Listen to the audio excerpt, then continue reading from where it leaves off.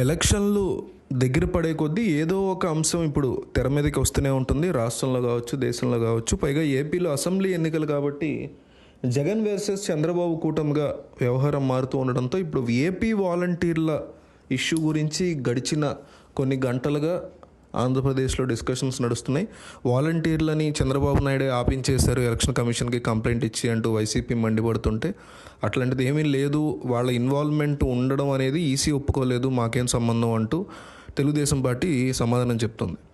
అయితే ఏపీలో ఇప్పుడు వచ్చేసి పెన్షన్లు ఆగిపోయే పరిస్థితి ఉంది. పెన్షన్లు ఎవరికి అందవు, మళ్ళీ జగన్ లేదా చంద్రబాబు అధికారంలోకి వచ్చేదాకా పెన్షన్లు అనేవి ఎవరు అనే ఒక పుకారు చాలా స్ట్రాంగ్గా స్ప్రెడ్ అవుతుంది.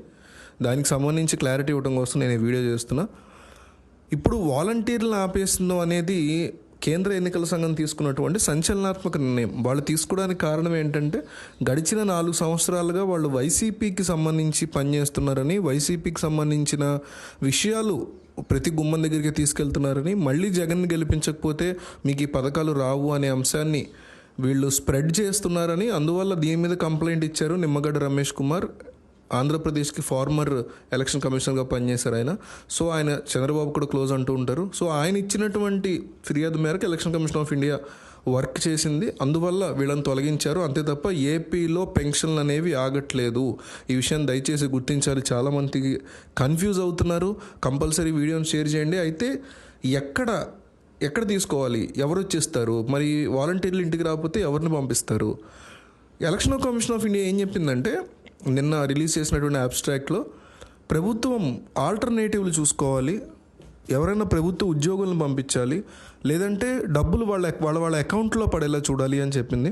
అయితే కొద్దిసేపటి క్రితం ఆంధ్రప్రదేశ్ ప్రభుత్వం కానీ, ఆంధ్రప్రదేశ్ ప్రభుత్వానికి సంబంధించిన ముఖ్య సలహాదారు, ఎప్పుడు ప్రభుత్వం తరఫున మీడియా ముందుకు వచ్చి మాట్లాడే సజ్జల రామకృష్ణారెడ్డి ఆయన ఏం చెప్పారంటే, పెన్షన్ తీసుకోదగ్గ లబ్ధిదారులందరూ కూడా ఆంధ్రప్రదేశ్లోని గ్రామ లేదా వార్డు సచివాలయాలు, మీకు దగ్గర ఉన్నటువంటి గ్రామ వార్డు సచివాలయాల వద్దకు వెళ్ళి పెన్షన్ తీసుకోండి, మీకు ఇస్తారు. ఏప్రిల్ 3వ తారీఖున పెన్షన్స్ మీకు ఇస్తారు, మీరు కంగారు పడాల్సిందేం లేదు అంటూ ఆయన చాలా అధైర్యపడొద్దని, ఎవరిని కంగారు పడొద్దని చాలా క్లియర్గా చెప్పారు. సో పెన్షన్స్ అనేవి ఆగట్లేదు.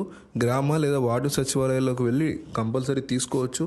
అట్లాగే రానున్నటువంటి రాజకీయ వ్యవస్థ, మళ్ళీ జగన్ గెలిచినా మళ్ళీ చంద్రబాబు గెలిచినా ఎలక్షన్ కోడ్ అనేది మనకి రిజల్ట్ రోజు వరకు ఉంటుంది. ఆ విషయాన్ని గుర్తుపెట్టుకోవాలి, దాన్ని తగ్గట్టు ఏర్పాట్లు చేసుకోవాలి. ఎలక్షన్ తర్వాత కూడా కొన్ని సడలింపులు ఉంటాయి ఎలక్షన్ కమిషన్ ఆఫ్ ఇండియా నుంచి.